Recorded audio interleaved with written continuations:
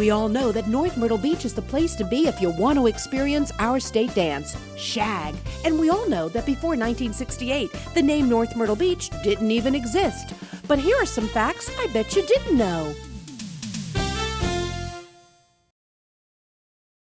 I remember one thing about the Spanish Galleon, and one of the few times that I've ever seen a tornado here.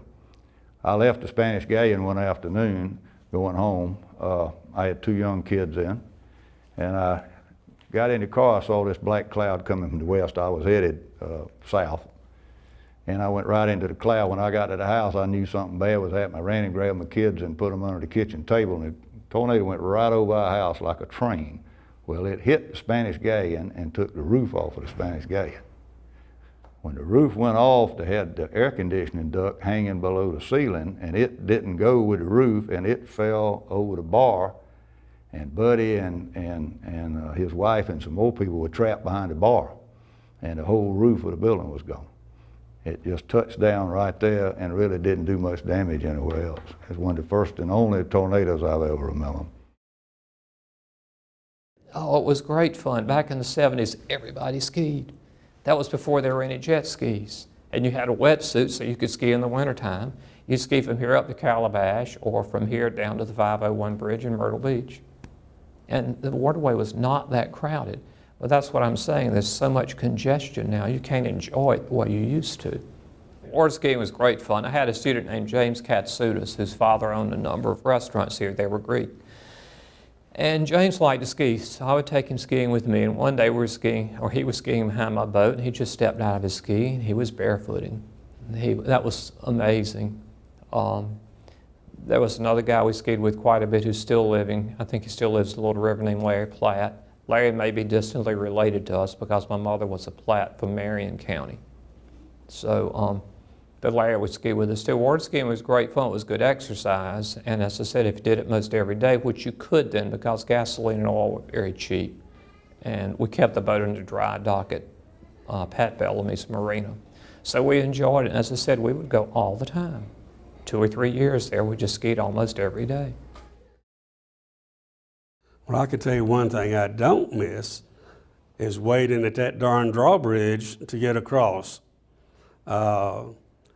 You probably haven't been told that, but that was always, you know, if you were lucky to get there close to the first in line, and a lot of times that line would back all the way up, you know, just unreal how far it would back up. And like Labor Day, we used to, when we had football practice, our football field was over on 11th Avenue North, where Tillman Forest area is now. And we never attempted to have football practice on Labor Day morning because they couldn't get here. And a lot of them couldn't get here in the afternoon, so a lot of times we would never practice on Labor Day because they couldn't get the players here. And but that's the one thing that I don't. I remember, gosh, when you went there, got a loan, you just went there and said, hey, listen, Dick, I've got a car. And he'd say, well, just go ahead and get it and just write the check and I'll cover it, you know. And then you'd come in and make the loan later and all. But you'd just go ahead and get the car, and the dealership would call and say, you know, yeah, that's fine. And way before you ever did the loan work and stuff like that, you know, all you had to do is just go in there and just say, you know, I need $5,000 or whatever. And you wouldn't even have to fill out the application then. Hardly, but you know, now it's, you know, just so, everything's just so different. And people's situation, you know, you might be fine today and next month, you know, your finances have changed because of divorce or loss of job and stuff. And back then, people didn't go through that much stuff and all, and it was so easy. You know, you just walk in there and say, I need $5,000. He said, well, go out and do what you need to do and we'll talk later. And so that's a lot of changes in that period of time. We did a lot of gill netting. Former Chief of Police Merlin Bellamy and Robert Edge, the mayor of North Myrtle Beach at that time. I remember one October we took, and Robert was out there fishing already. So we got our boat and went out, Merlin and I did, and it was calm when we went out. But it wasn't long till we put in about 200 yards of net. And the wind began to blow, the whitecaps began to come up way out in the ocean. We decided we better pull it in. So we started pulling them in, and every string of the thing was full of fish. We had so many fish that the boat was filled with fish. And we started in the inlet at Cherry Grove, and the wave got the boat and turned it sideways on our boat. We had so much weight we couldn't keep up with the wave, and I grabbed a 5-gallon bucket and began to throw water out of the boat. It was just filled the boat up. And the boat didn't shut off, the motor didn't cut off, and we just happened to luck in without turning over in that inlet and get in. That was probably one of the scariest times that I've had out there, but we had a lot of fun, caught a lot of fish, gave them a lot away. I remember when Highway 17 was expanded to a 6-lane road, and I remember asking myself, why are they doing this? I mean, that's nonsense. We don't need a 6-lane road. Of course, I was wrong. Now we could probably use an 8-lane. I've seen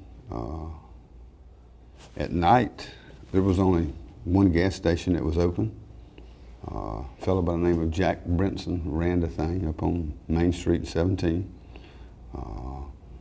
Working night shift in the department. If you wanted a hamburger or any kind of food, so to speak, you'd have to make a run to the state line. There was a truck stop in North Carolina, or you'd have to go down to Myrtle Beach, or eat a pack of crackers at the local gas station. And as time went on, more stations and more places were open, pancake houses, that I can remember when there was just one station on the corner open at night. It was 24 hours. So it's grown a lot. I stayed on the beach when I was little. Didn't know what a pair of shoes was when I got out of school. Used to hang around the lifeguard stands, and then as we grew older and got into coaching, and I coached Little League baseball, football, and we had a good time growing up. It was, you could leave home at 8 o'clock or 9 o'clock in the morning. If you didn't come back till dark, your parents didn't seem to be scared of you. You always had somewhere to go. You wouldn't do anything wrong because Papa Merlin was there, and he would, the worst thing was not getting picked up by him, is they'd take you to your parents, because he never put kids in jail. He always took them home. And I think that was probably worse than anything, and it's a shame we can't do it now, because I think we need more of that. So as you can see, we're hard at work documenting history for the future North Myrtle Beach Area Historical Museum. And here's one more fact: we need you.